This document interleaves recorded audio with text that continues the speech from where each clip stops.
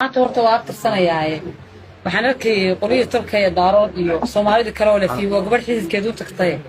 horta bartanka marka la kala qaybiyo barba aniga reer shakhsiga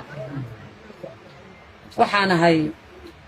aniga ayada hooyada dhashay waa gabadh reer ooga waa gabadh garxijsa waa gabadh habariyoonisa waa gabadh saacadiyoonisa أنا بقول حسب له ويبغى هذا قوس وين يشوف تلاقي عنده داري عفما بنوي الدين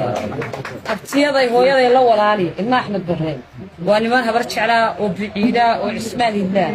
يا قال ما أحمد برهان اللي هذا يوفي شو قال عرف وين وايد دقيه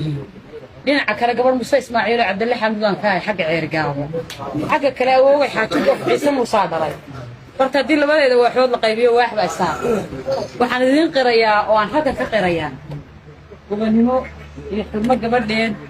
iyo nasabnimada inay agtiina tahay mala inta badan meelaha qaar aan dadka kaga gobaysnahay oo aan colaadna qaandabadna qaandunta xarinta ka watan idinka iska reesho saaqo gaar ahaan xigsiga qaale waalidiin mahad celinayaa waad shirfantihiin hadda yaan dawladda reerka la isku qaadin waligeeba reerkaygu saas u jeclaa duurtaygu sidee jiray ama xukunka joogaan ama banaan jooga ahaadeen